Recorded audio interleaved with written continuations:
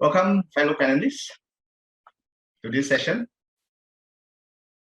Okay, so before we start taking questions from the floor, I think there are a couple of questions that just came in. I would like to just invite each of the panelists to have a quick 3 to 5 minutes thought sharing in this particular area. Maybe we can start with June, ladies first. Hi, good afternoon, everyone. Thanks, David. I like to keep this very short. So arising from the implementation and codification of the rule to have an internal audit function with effect from 1st Jan 2019, you will have noticed that we have issued a red column. That's to set forth our expectations on the issuer's internal audit function. So as David was speaking, I wanted also to take this opportunity to highlight that, the Institute of Internal Audit, right, has provided authoritative guidance for IA professionals worldwide, and that's via the IPPF framework. So I'm quite sure for internal auditors, you are very familiar with the 10 core principles. So don't forget the 10 core principles. And a lot of these principles, and in fact, in particular 2, 3, and 5, right, they are clearly embedded, right, or embodied in our practice guidance 10, where it is important that your IA function is adequately resourced. So I'll just leave you with our regulators column and highlight the need for the internal audit professionals, right, to continue to adhere to the core principles, right, which is almost like your gospel. Thank you. Thanks, June. Maybe Adrian, over to you. Thanks, David. Yeah, actually, you mentioned, David, that the second line and the third line are working more closely with each other. But as a board member myself, I'm usually more consumed with trying to strengthen the first line and trying to strengthen the risk governance culture within my companies. And I also feel that internal auditors can have a role in risk culture development. So I always feel that the weaker spot, honestly, is really the first line. That if I had to lose sleep over something, it will be the first line defense rather than. But I fully agree with June too. In fact, I was going to share with the group on the chat the regulators column, which is a very useful one that was, I think, issued in June last year. So with all those 10 core principles, it's something to take to heart. But another issue that I thought I could bring out would be how to answer the question of today's topic, right? I think it's not just necessary, but internal audit has, to me, been absolutely critical to the governance in listed companies, even before 7193 was introduced, before the internal audit function was made mandatory. I've always told my clients and my companies that it's more important than air and water for you to have an internal audit function that can stand up to scrutiny, because as independent directors, sometimes we are categorized as watchdogs. And I don't like that metaphor. I think independent directors are more like stewards, right? But some people call us watchdogs. Okay, so the watchdogs in the company really need their own watchdogs. So, and the watchdogs are the internal auditors, right? And I think that's a more important watchdog for the stewards to have, right? So I've always felt that it's really important for us to take into account the stage of development, the stage of maturity, and the complexity of the business in the company that you're sitting on, and then adjust your IA function appropriately. It really needs to be fit for purpose.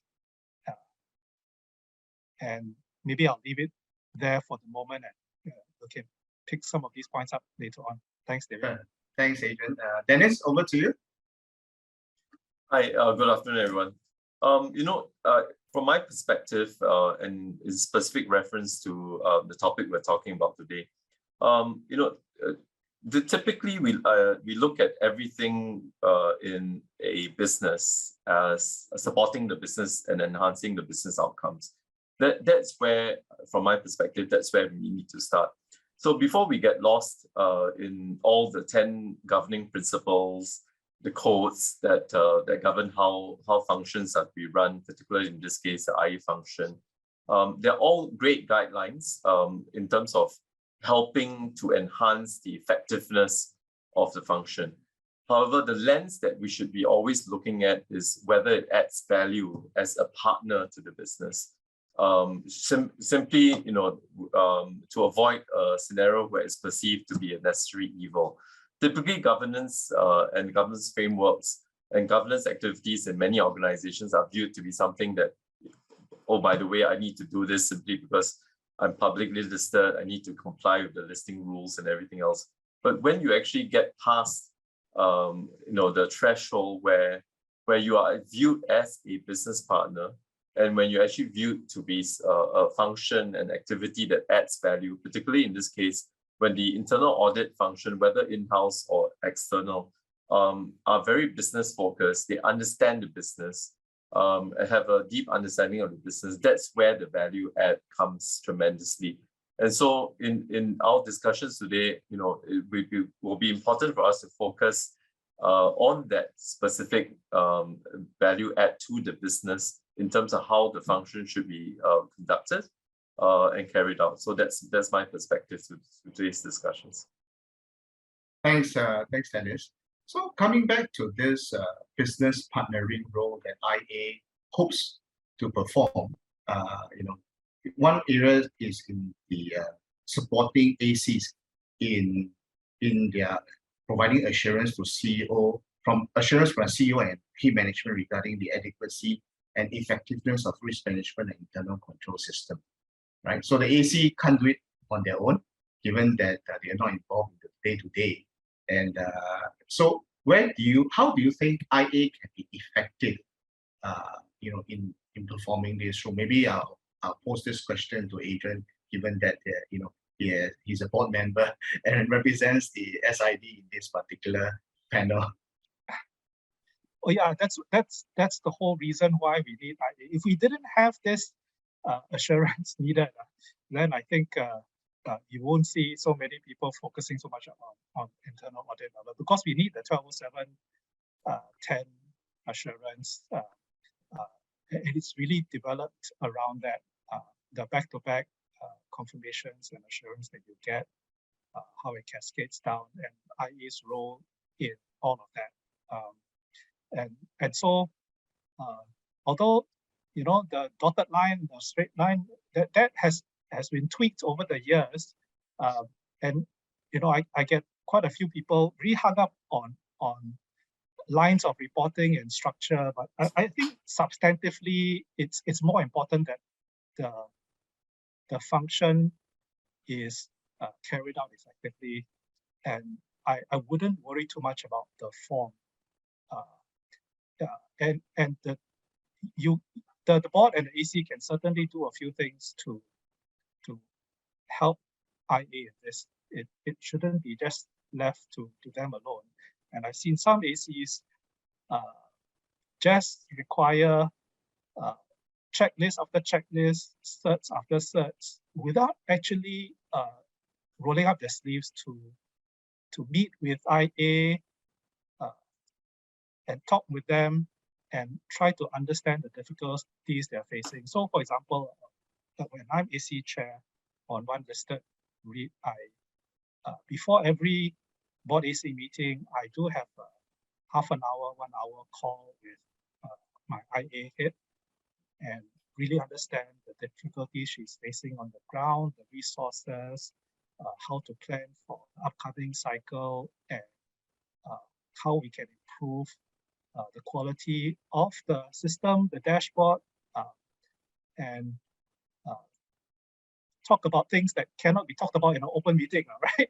You talk about people, you talk about attitudes. You can't talk about it in an AC. So my recommendation to the directors and also to the internal auditors, because if your AC is not giving you that support, I would encourage internal auditors to do the reach out. And don't just wait for the AC chair to reach out to you. Reach out to the AC chair.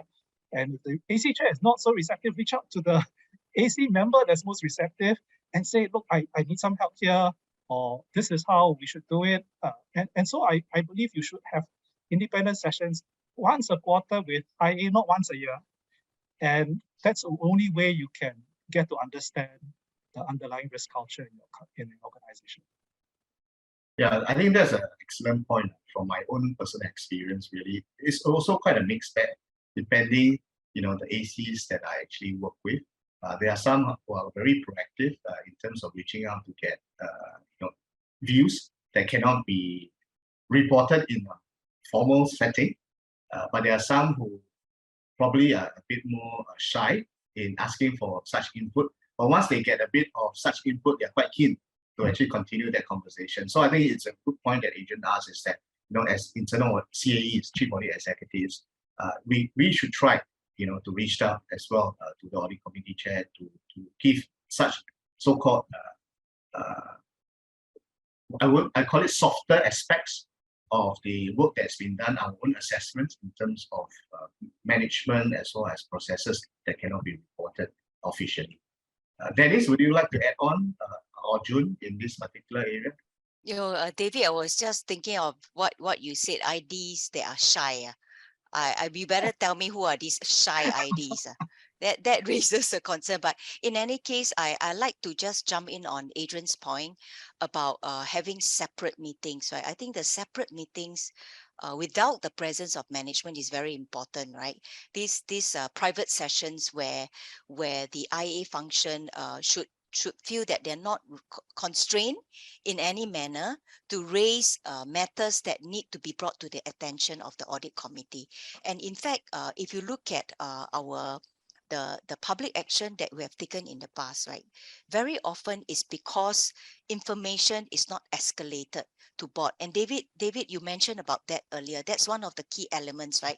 If information is not escalated to the board, especially the audit committee, and if they are the last one standing to know, then that leaves a gap, right? And that gap would result in a risk of compromising the company's financial position, putting the entire board in jeopardy, right? So I think these private sessions, in my opinion, they're very important, because that's the only time when the AC, right? I would say that the IA is a corporate organ, it's a corporate organ, because it's only with awareness on what are the risks, risk management and internal control issues, or even very sensitive issues about getting information from the business units. That is something that ought to be in the conversation, especially if they compromise the company's effectiveness in terms of managing their risk. So I think that's all I have to say on this aspect. Thanks, June. I would just like to add, right? The I function should not be perceived as a me against you kind of function, right? So to quote June's term of, I like the term corporate organ, because it really is a function that is part of the entire ecosystem of how an organization typically functions. And like any function within an organization, if it's actually effective, and people see that function to add value in terms of the recommendations. Many times, IAs, the function is actually perceived to be, again, doing checklists, as Adrian pointed out, and the recommendations are often academic. And then when you actually look at it from an academic standpoint, and they're not very practical solutions that are being recommended, then typically the management, the organization looks at it and says, hey, you're just giving me very theoretical recommendations which really cannot be implemented. Then back to my point of the IA function and the people carrying it out need to understand the business. And that I understand fully is challenging, because if it's outsourced, typically there's a fair turnover of people and so forth. But is something that the IA function needs to strive towards in terms of achieving. Only then you'll be perceived to add value, and then the engagement becomes very natural. Because people then reach out to the IA to say, when the recommendations are tabled, they're looked at favorably, they're considered favorably, and people, the management, along with the AC and the board, actually see this, as a nice extension of the activities that the organization carries out. Yeah, thanks, Dennis. So I would just want to pose a question right now from Wan Chen. I think I'll just combine the three questions into one because it's related to disclosure. Maybe I'll just get June to have the first go at the question. Firstly, I think because for IA, when the CAE actually resigns, would there be a need to actually, it's more of a question, right? Moving forward, would it be a need to actually report the resignation of CAE? The second point is that, to show the kind of effectiveness on IA, would Disco disclose the amount of spending that they have in terms of the IA functions? And in a related fashion, we want to disclose the scope of work, broadly in the annual report, as well as any material weaknesses. I use the word material weaknesses here rather than findings. So again, this is one question that's trying to three questions, but combined into one, since it's in relation to disclosure. Maybe June? Let me take this. Yeah. So in relation to the appointment and resignation, right, of key executive officers. So the company will decide, right, in relation to the appointment of senior management personnel as to whether they fall under the definition of key executive officers within the company, right? So if the appointment has been made and the board make the determination that the appointment is one that it's senior, it's released via SGXNet, then obviously when that person resign, you would have to announce the resignation. So that is one guiding principle, right? Because the IA head, right, in the context of a very small firm, the IA head that is not on the board but is on a senior management team, presumably, right, would be considered key executive officers. But so far, I'm not aware that there are companies that have announced that it could be smaller setup. So it depends on how the company is set up. So that's one question, one response, Wan Chen. The other question is also in relation to, I think you wanted to know whether the scope, right, the scope of in terms of internal audit, right, will you need to disclose that in the annual report? The answer to that is yes and no, right? Why so? Because in a study that was done previously actually it was NUS Business School. There are companies that disclose the scope of the internal audit, but if you look at in terms of if it relates to processes and procedures, right, I don't think investors want to be inundated with all these details on the processes and procedures that need to be addressed. It's just like internal control weaknesses, right? So however, having said that, if it has a bearing, right, in terms of the company or an impact, meaning it falls within the definition of material information, then that would have to come up in the public. So where there are findings that are resolved, I from my perspective, then there's no need to put out all this information in an annual report. And I don't think all companies do that. There's mixed practice in the market. So on the second question about the scope of the internal audit, I think that is that is something that it falls within the purview of the audit committee, right? So the audit committee would usually also approve the IA charter, right? And the IA charter would essentially set out what's the purpose, authority, responsibility, and reporting line of the head of IA.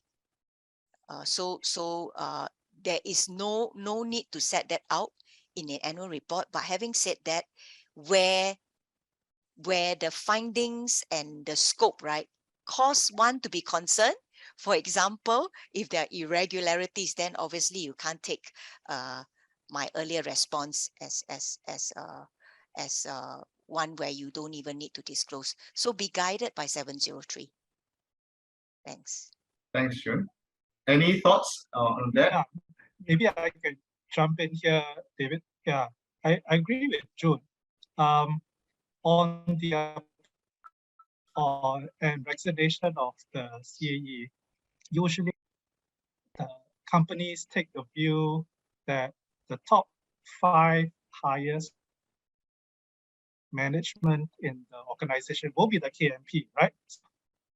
So it would be a great thing if CAEs are in the top 5 highest paid people in the organization. Unfortunately, not always are. So that's why we don't see CAEs being treated as KMPs unless they float to the top. But I guess the appointment and turnover issues of the internal audit function might be a matter for the CG report, right? Because you should address how effective your internal audit function is in your CG report. And if because turnover, whether it's by the CAE or his whole team, right?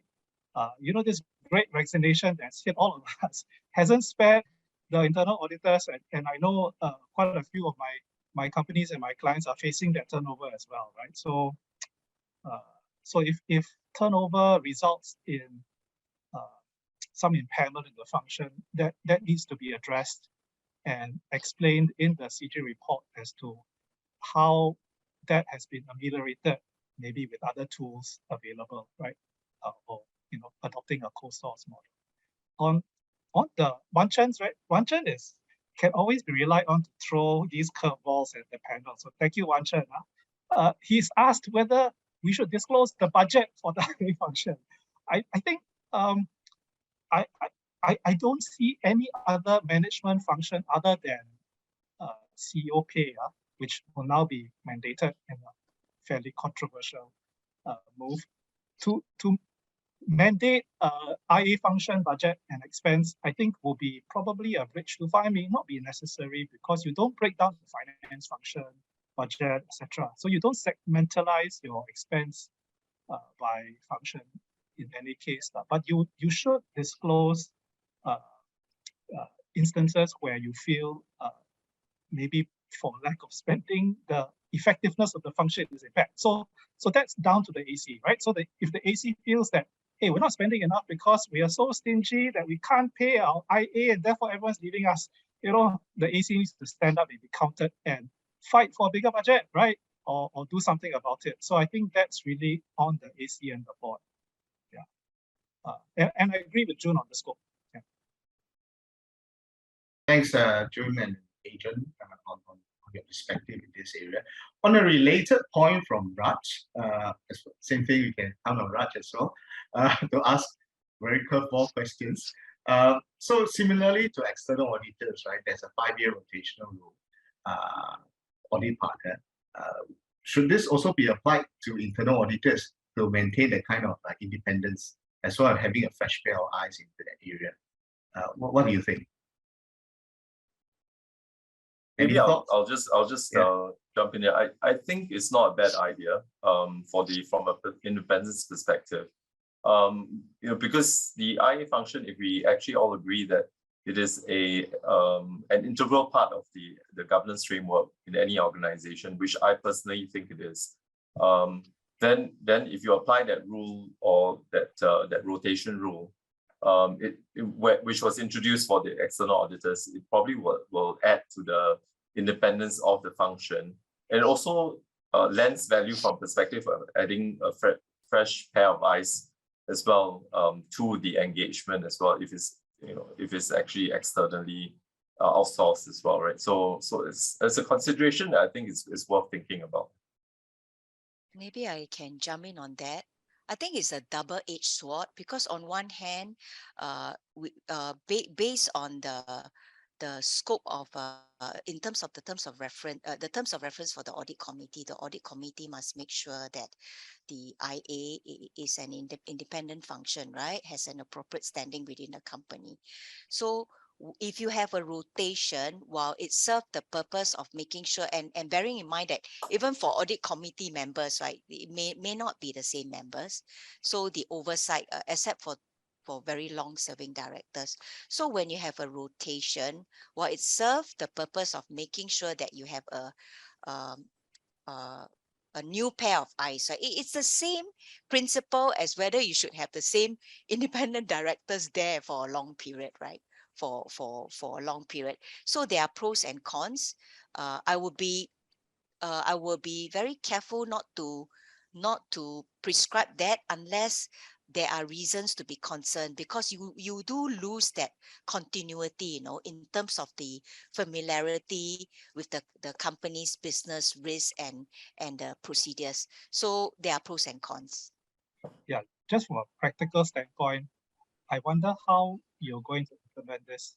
And I guess if you have a completely outsourced model, it could be possible to mirror the EA. So EA, you don't have to retender out unless you're a bank, right? But you just need to change the audit partner, right? Who signs off every 5 years. So if you have outsourced your IA completely, I guess you could say best practice may need rotation of the IA partner, but it's like Jun said, it's a question of what level of independence do you need for your IA function, because it's not going to be possible if you have internalized it in-house with CAE. I think Adrian has a good point, right? Because if you are a head of internal audit and it's in-house, right? Well, that guy's job is only 5 years within the company, and I think that doesn't could potentially be challenging. But Dennis, you're right that where Adrian is coming from, if it is outsourced, then do we look at it the same, with the same lens, right, as a audit partner, where they need to be not rotated, but you need a change at once every 5 years.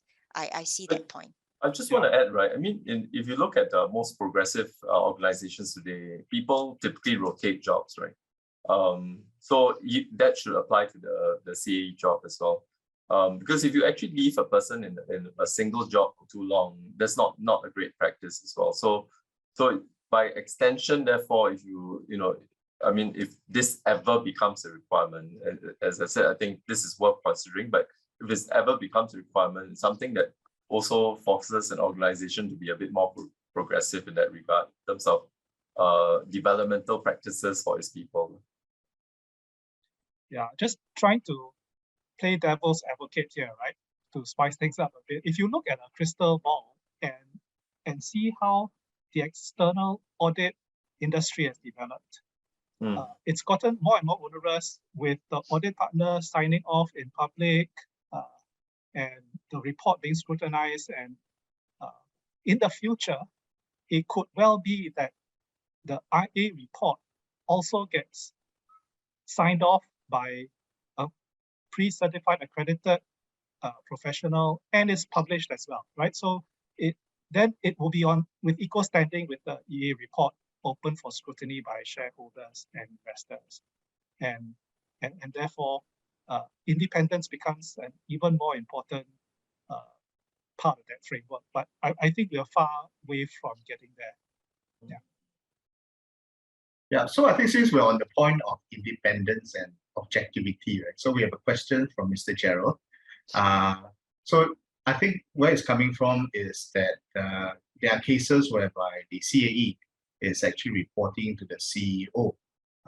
In this case, how can it be, given that the IA is supposed to be eyes and ears of shareholders, and they're supposed to be independent? So, have you come across such cases? And in this case, what would be your advice to the CAE? If I may comment here, right? I mean, in my personal experience, the CAE always reports to the AC chairman. In terms of the direct reporting line, that's how it's set up in all cases. Administratively, the individual may report into the CEO or the CFO for administrative purposes, like when the person is applying for leave and what kind of thing. But that's it. It's administratively managed. That's about it. Nothing more. And even the AC chairman, typically, in this case, since he or she is the individual that has oversight responsibility for this function, also determines the salary adjustments for this person as well. I think that's standard practice, not even best practice. So I would be personally fairly surprised if it's set up in any organization where the person reports into the CEO. Yeah. So, sorry, Adrian. Yeah, I was talking a little bit about this when I was saying I won't be too caught up with form, because in my experience, when it comes to performance evaluation, it's not healthy for the AC chair to just say, I champion my IA guy, my CAE, and I don't care about everyone else. I want you to be. That's going to cause disruption and polarize senior management, and even isolate your CE even more, right? If he's already not isolated within an organization. So I think the best sort of environment I encourage is for the CEO, the CFO, the AC chair and the RC chair to sit down together, and talk about what's your budget like. I mean, are we cutting, letting people go? Are we tightening purse strings and tightening our belt? Or what is the remuneration framework? What's our LTIs, our short-term, mid-term? And make sure that your CAE and his whole team, right, sit appropriately within that RAM structure and framework in the organization so that they are appropriately rewarded, right? And you want to have that sort of collaborative culture in terms of administrative recognition, rather than trying to say that it's us versus them sort of thing. But of course, they need to have that sort of independence, and the AC chair needs to speak up if he feels that everyone else is being promoted, give a big bonus, but my guy isn't, So that's a red flag. It's one of the red flags. Yeah, Thanks. maybe I can jump in on that front, right? If you look at the guidebook for audit committee, it is who has the final say on the removal of the IA head, right? Clearly, it falls within the right of the audit committee, right? Because the AC will have to make sure that at least for the head of IA, even if you have that dotted line to the CEO, you have access. You always have access, that open and direct access to the audit committee, right? And as I mentioned earlier, unfettered access to everything that is needed in terms of company's documents for them to do their job properly. Yeah, thanks all for your comments in this area. I think we move from, there are a few other questions. Maybe I'll just take on the question from Yi Hong as well. He asked the question, does the AC have sufficient guidelines on the independence and selection of internal audit? I think head of internal audit. I would say that, under the listing manual, practice guidance, as well as the IAE standards, I think the independence so-called guidelines as well as requirements are quite clearly stated.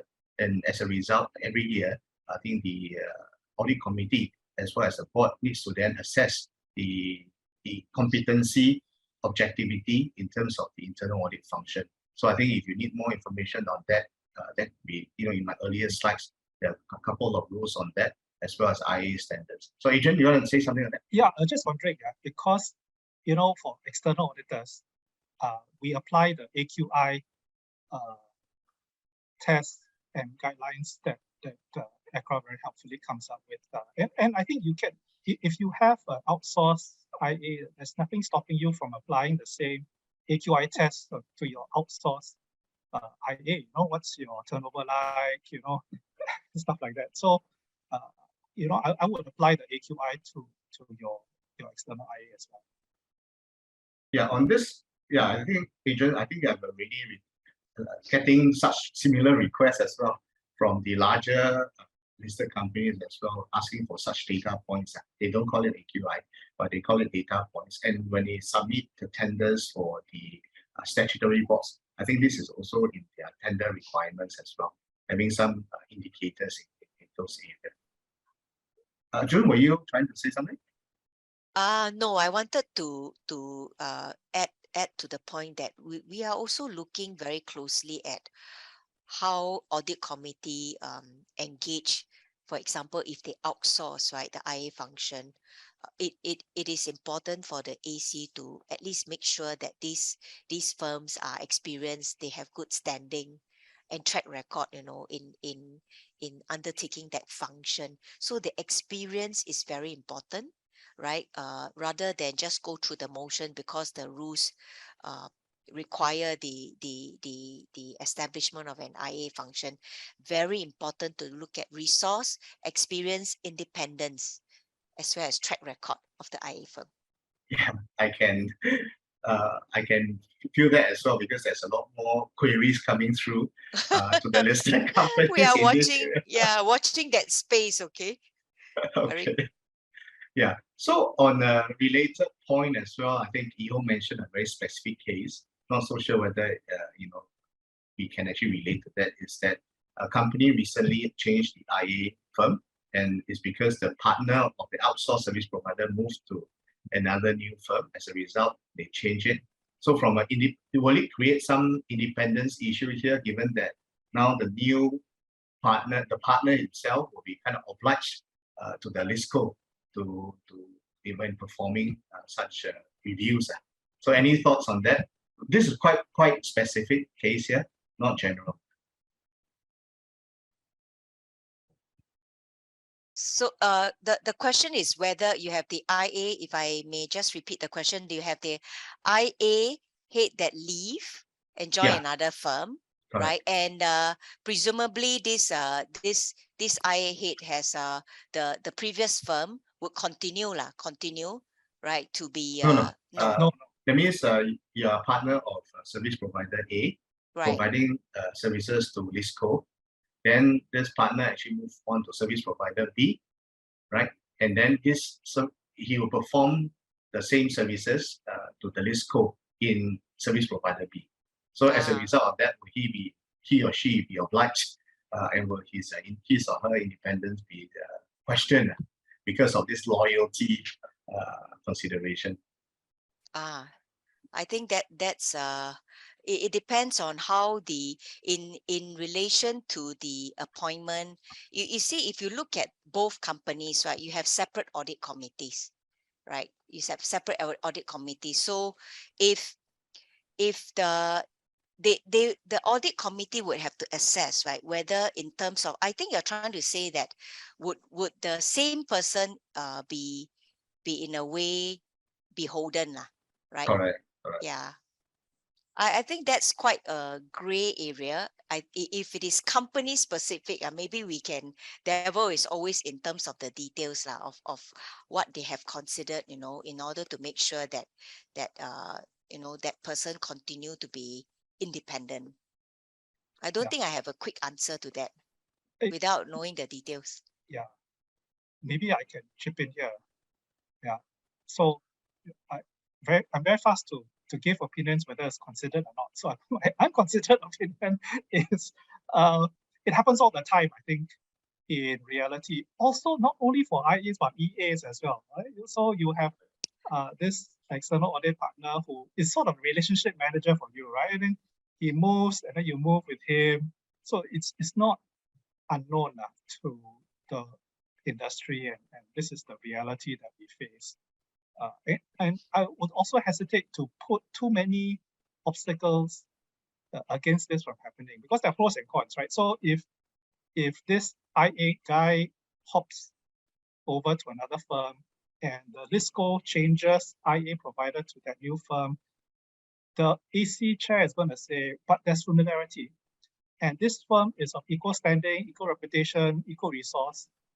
Therefore, it's justified for us because he is familiar with us, he knows our systems, and it's faster for them to get up to speed, and it's more effective that way. So it's very easy to justify it. And I guess the independence issue can be addressed, right? I mean, usually he doesn't bring his whole team over, maybe one person. So the people on the ground doing the work will be different. I guess it goes back to the earlier question about whether we need more rules around independence for the CAE and the internal audit function, more disclosure. But I think this can be justified. Yeah. Thanks, Jun and Adrian. Maybe what I'll now move from the independence conversation to the standing conversation, standing of the CAE within an organization, right? So I think standing is important in terms of having the access to information much earlier, also participating in the risk assessment.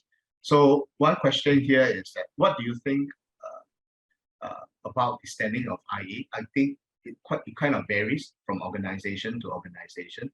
How can actually the AC help in terms of improving the standing of the CAEs? And more important, how can the CAE help themselves to improve their standing within their organization? So these are two questions into one. Maybe Dennis, you want to kind of kick that off? Yeah, it really comes back to the point I was discussing earlier, right? In terms of the value the individual or individuals add to the whole equation. So where there's value, there's a natural tendency to involve the person. So again, I think we've been talking about if the AC has the direct oversight responsibility for the IA function, and the AC dictates that the IA function needs to be involved in this meeting and that meeting, then it becomes a situation where if the management or the organization doesn't welcome the individual because they perceive the individual to be more disruptive than value adding, then again it sows a lot of discord, right, through this whole process. So again, like everything else that we've been discussing today, is a very fine line. But when you then come back to the fundamental principle of whether the function performs what it needs to do, in line with governance standards and codes that are there, but as well as taking a very sharp lens in terms of applying the business understanding into how the work is carried out. That is very, very critical and fundamental in it. Because once you have the element coming into the equation, then the involvement and the standing of the audit, the IA function is quite natural in any organization. I've seen it happen in different shapes and forms in organizations I've been with over the years. And typically it always differentiates itself simply from the understanding of the business and the ability to come up with practical recommendations alongside with pointing out issues. Right? So that has become always a differentiating factor in terms of determining where the person or the function has in terms of the standing in the organization. Thanks. Anything else to add from Adrian and June? I heard from a discussion, it was with a small group discussion with all the IA heads in the room. And the joke was that, where is your office located? Is it in one small little corner, right, where you are quite oblivious of the surrounding, you're almost unknown? So the perception is everything, right? But that's just I just wanted to expand on the point about the standing of IA. If you look at IA in terms of their role in the company, I think attendance at board meetings may be one way of making sure that at least the IA head is present as an observer. He may not be a board member or key management member, but present as an observer on management discussions, and whether it's on strategy or business imperatives or on risk. So they can be invited to attend the appropriate board meetings, and that's where one way of raising their standing, so that and their antenna is up, right, on what are the very current issues, and with that they can map it into their IA plan. I actually don't have a response to the question, David, but I actually have a question of my own. So apart from standing in terms of having a seat at the table, right? So I guess even when an M&A transaction is being done, bringing your IA on board, for example, in IPTs, right? It's always good to bring your IA on board for all IPTs at quite early on in the discussion. But my question is actually, I wonder, would there be an ideal proportion of resourcing in terms of budget now, right? Because I think the easiest way to measure standing is are you paying these guys enough relative to everything else in the organization? Is there an ideal proportion of budget for the RA function versus the finance function? Should it be like 2-to-1, 3-to-1, 10-to-1? Is there an ideal proportion or range? Is that measured at all in the industry, I wonder? I don't know. I'm just throwing this out there as a curveball myself. So, I think, Adrian, to address your question, right, where you're a control function, for example, Yeah. right? I thought it should not be tied to performance, right? That means cost center, they are cost center, they are not business units. So the reward structure is quite inelastic, right? That your increases and decreases, they are not so significant, right? You must reward for performance, but I think in terms of, I don't see the difference, really, between your finance function and IA function. oh, I just maybe thought they are explain. control. Yeah. Yeah, because both are cost centers, right? And Yeah. I guess the larger your finance function is a very good proxy on how complex your business organization is. So if you have 27 offices around the world, your finance function is going to be very extensive and quite heavy as well. So I guess then your internal audit function should keep up with that, and it shouldn't lag behind too much. So I just wonder whether that's something that can be developed, that you don't want to be too big a proportion, and yet you don't want to be too insignificant. So I don't know what the ideal is, whether this is the right approach. It may completely be out of whack, like you said. But I just want to throw it out there as an idea. Yeah. I just want to opine here, right? Because and this is very close to my heart, right? When you kind of apply the term cost centers to functions, then they are really perceived to be necessary evils, right, in an organization, and they exist simply because they need to exist. I think in today's context, right, the cost centers or the support functions really have to be business partners, and they're an extension of the business itself, right? Of course, they exist simply because there's a business in the first place, and if the business doesn't perform well, then the support function is no longer required or doesn't need to be at the size. But the support function needs to add value, right? And then when it adds value to it, then that performance of the performance assessment of the effectiveness of function is centered around the value it adds.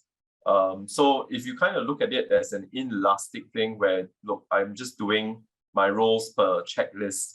I've done these 8 reports this year based on my internal audit plan, and I've submitted my internal audit plan based on these 8 reports. I've given the 8 ratings, and that's it. I'm done for the year, and therefore I've complied or I've done my duties. I think that's a very myopic way to look at things, and therefore when you get down that path, then it becomes very, very dangerous, and that's why there's so much debate around.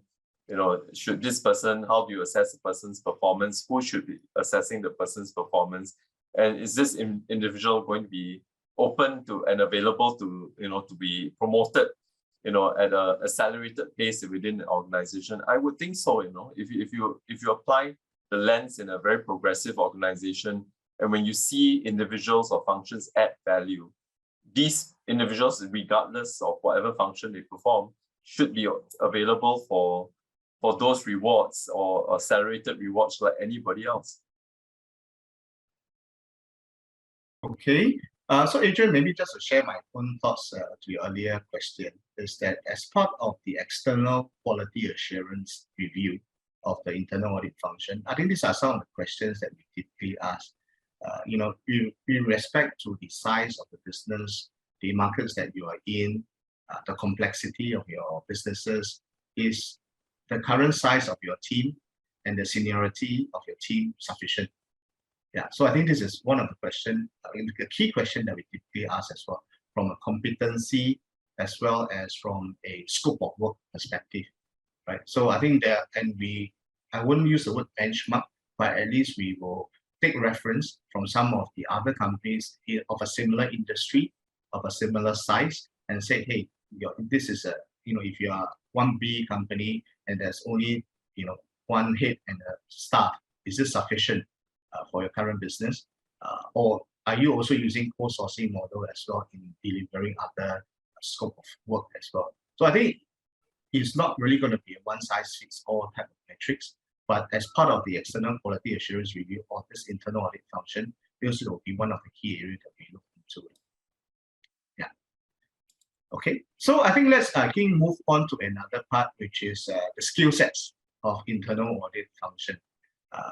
What do you think is one of the key, maybe two areas that IA needs to work on in terms of expanding their skill sets? I'll probably just throw out one on the table right now, which is ESG, given that it's currently very topical of that. So 2 questions to the panel. One is that what are some of the skill sets they need to adopt? 2, what are some of the suggestions in terms of how they upskill in this area? Anyone? They can jump in, right? We have, at least for directors, we prescribe, right, training that is required, and we have always mentioned that SGX will partner listed issuers in that journey. So we have provided also workshops after we roll out the requirements. So this area, it's one where it's continuous learning. I don't think even by attending one workshop, right, it's going to be the formula where you can address and can cope with reporting requirements. So I think continuing education on that front would have to be the only way to go, right? And in terms of skill sets, it's all acquired through experience, right? It's only by doing it then we build out your experience and your track record. Anyone else? Yeah, I would certainly like to add that in today's context, the ability, the understanding of analytics, and the ability to apply those skill sets and the tools in enhancing the ability to look at analyzing the records, journal vouchers, and all of that stuff is critical in today's context. So again, it's about recognizing the digital world that we operate in today. And that skill set is certainly an essential skill set that needs to be added to the basic assumptions that the individual has a very strong foundation in internal controls, governance frameworks, the codes that exist, and obviously how to comply with reporting functions and all that. That's a given, right, in any audit IA person. But on top of that, I think the digital skill sets are very critical. Yeah, I have no view on the skill sets that IAs need for ESG, but I would say that some guidance in this area would be welcome. And if there's training, whether it's by IA or anyone else, on how to get better equipped to provide assurance for our sustainability reports, that will be welcome. I guess, like Dennis said, if you have strong fundamentals, the methodology is all there. I guess the gray areas are where you really need some guidance on how you measure materiality, where there's subjectivity and judgment. How do you test that, right? So some guidance would be good. I would send all my IAs to attend training if there's one. Yeah, thanks. So maybe do a bit of marketing for IIA. On the ESG front, with the support of SGX RegCo, we'll be coming up with some guidance to internal auditors in the area of IA over climate reporting. So this will be coming out by the end of the year. At the same time as well, in coming up with the guidelines, we'll be coming up with training modules as well within IA to help train. We'll be definitely working with service providers to help train our internal auditors in this area. In my personal, role within PwC, this is one area that we take a lot of investments as well in this area. But I do agree, you need multiple iterations in this whole ESG agenda. Even with this multiple iterations, you'll make the expert of that. So for IA shops, I think, other than getting up to speed in terms of the baseline knowledge about ESG, you need to continue to work with external consultants, experts in those areas to help to beef up the team's capability in this area as well. So this is my personal view on this ESG upskilling. But definitely on the digital front, I think I agree totally with Dennis. This whole digital capabilities are quite a scarce resource right now, because everyone is poaching a similar pool of IT auditors, digital auditors, and also cybersecurity auditors. So, from the government to the platforms, to MNCs, to banks, to accounting professional services firm, everyone is fighting within the same pool. So, and the demand itself is just amazing, I would say. Yeah, actually, if I had a wish list, it would be in this area, because I can see how the Big Four are really throwing a lot of resources at developing all these digital tools, and your data analytics engines are very impressive, and I'm just worried that these tools aren't rolled out widely across the industry, so that there's a little bit of inequality in terms of the ability to handle a huge amount of data. So, in this, as work becomes even more complex, I think we're going to be leaning on data analytics a lot more. And I think that the in-house internal auditors, they can upskill, they can actually get more resource, but hopefully there can be these digital tools that can be made available to them more widely, more widespread, maybe even with some grants from, I don't know, from SGX, ECRA, Wow. MES, SASD. I didn't hear that. You didn't hear that, right? So I think we need to give the CAE and his team a leg up in this. Yeah, in this area, I think quite a number of professional services firms already have SIAS service, basically a cloud service as well, providing support to in-house IA teams. So you don't have to have too much of the capital expenditure, but you can actually use the cloud services that's available. But again, depending on the complexity and the sensitivity of the business, this may not be always appropriate. But there are options out there instead of having huge capex in terms of the infrastructure. And yeah, so this is an option that's available. I would like to pivot to the next question, in terms of when things go wrong within an organization. We talk about value add of internal audit. Is this one area whereby the IA is up to mark in terms of playing the role of a special investigator? If not, what skill sets needs to be added on to allow them to do that? So there are two types of fraud, I would say. I mean, not two types of fraud, but essentially there are high-profile frauds, and then there are basically more petty frauds within the organization. So I understand that there's actually a huge spectrum, but what to hear in terms of the expectations of internal audit in this particular area.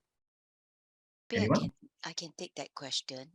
So if you look at our experience so far, where the auditors, the external auditors report point to areas of concerns, right, especially on veracity of transactions, or even maybe significant disbursement of funds or acquisitions that hasn't gone through that due process. I don't think it's appropriate to get the internal auditor to look at it, right? Firstly, because if you're within the firm and the review concerns a matter which could potentially have been an incident in the past where the IA has not picked it up, then it would not be appropriate, or the IA would not be independent for the purpose of that review. So in the past, where it is appointment of a special, or I would say either special auditor or independent reviewer, where it is a subject of our notice of compliance, or it arises from a matter that has been highlighted by the external auditors, we will not get the IA involved. It is always an independent third party to make sure that there's a fresh pair of eyes, and that you can't cover up where there are weaknesses internally that could potentially be a compromise if you appoint the internal audit function to look at it. Yeah. Can I chip in? Yeah, go on, Adrian, go on. Yeah, June, sorry, I don't mean to disagree. I don't disagree. But I've seen many cases where it's not surfaced to the SGX or to shareholders yet. So there's a whistleblower internally, and it's with the AC chair, and AC chair is lawyered up, so we external counsel come in, and usually the resistance internally to an announcement is very great, right? So let's investigate internally first. And there's also usually a great reluctance on boards to appoint an external investigator because there'll be a leak, right? And when these people start going around interviewing people or going through your documents, people will know what's up. So I find that this initial stage, unless, like you said, it really points to the internal auditor dropping the ball somewhere, the AC probably needs to use the resources of IA just to do some preliminary checks. I mean, so I wouldn't say we close the door to IA completely, but they probably will be able to do some checks internally if you need some hands and feet in the company before it's escalated to SGX and an announcement is made. Yeah, I do agree, Adrian, on that front, because there are matters that could come through a whistleblowing office, right? Right, and it concerns matters within the company that can be resolved with the IA looking at those particular matters. Right. So I also like that. Correct. Not suggesting that every matter that is brought to the attention of the audit committee would always mean that it is an external review. So certainly there are those circumstances where you mentioned that it is within the company, try to address that within, and if despite that you can't, then you can look at alternative. Then we will always advise the company to make an announcement. Make an announcement and then conduct the investigation with the spotlight shining, rather than trying to. Correct. Because some of these concerns may not come with substantive basis for you to even pursue, right? Because you can't route every single complaint to an action. There is an independent review. On that front, yes. I agree.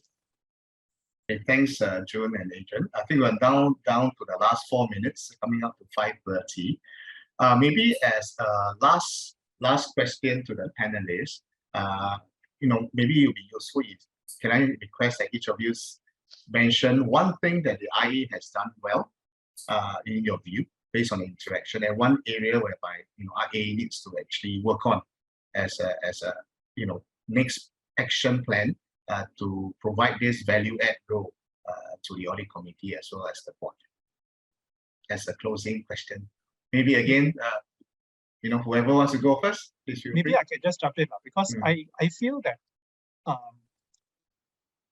IA has done very well, whether it's external or in-house, with the subject of internal controls and risk management and your 710. I really believe that there is tremendous competency and excellence, and people take pride in their work, and really that's not an issue. I think it's the new areas where the sustainability report needs some form of assurance that it's a new area and it's a little bit of greenfield that we probably need some guidance as we grow the scope of IA. Thanks, Adrian.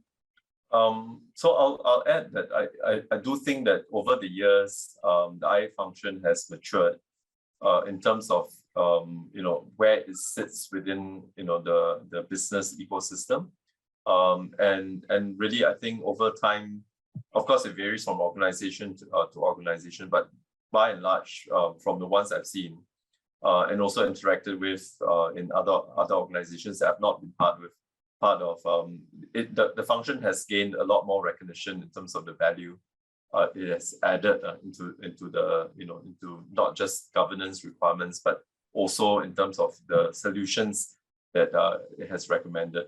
I think the function definitely needs to find a way, easier said than done, to stabilize itself in terms of the knowledge base that it builds, right? Because really this is the global attrition issues that I guess we are all dealing with. And with that, it comes, the fact that the knowledge retention becomes a challenge. Finding a way to do that and keeping up with, of course, the digital skill sets, the ESG requirements, everything that evolves in our very dynamic operating environment that we live in today is going to be critical. Thanks, Dennis. And maybe June, have the final word. Yes, I see the IA function as one that is very important. In fact, you spoke earlier, right, David, about the three lines. The three lines model is one of the lines of defense, right? You have firstly you have your governing body, right, which continue to be accountable to various stakeholders, and in terms of oversight on reporting. Then we have management, right? Management which maintain that structure for governance and process. How do you manage your operational and compliance risk? Then you have the IA function, which is the third line role, being accountable to the board, providing that assurance, right, that governance structures, your risk management procedures continue to be effective and adequate. So to me, the IA function is a very important function. Yeah. Thank you, June. With that, I think good timing. It's now 5:30. We've come to the end of this panel discussion. So on behalf of SIAS, as well as the audience online, I would like to thank the panelists for spending the afternoon with us, and also like to thank the audience online as well for posing all these questions. Hope all of us benefited from this session.